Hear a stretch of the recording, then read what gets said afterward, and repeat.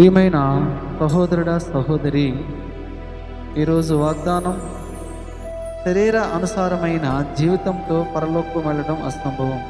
గలతీయులకు రాసిన పత్రిక 3వ అధ్యాయము 3వ వచనం.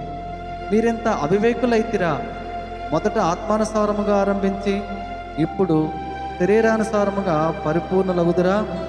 ప్రియమైన దేవుని బిడ్డలారా, రక్షణలోకి వచ్చిన క్రొత్తలో దేవుని యందున్న భక్తి ప్రేమ ఇప్పుడున్నాయా?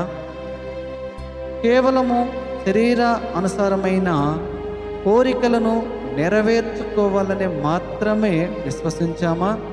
ఒక్కసారి ఆలోచించండి సహోదరుడా సహోదరి.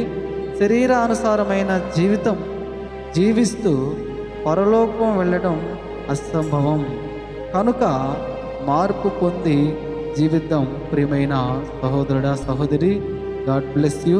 మీ అందరికీ దేవుని నామమున ప్రత్యేకమైన హృదయపూర్వక వందనాలు.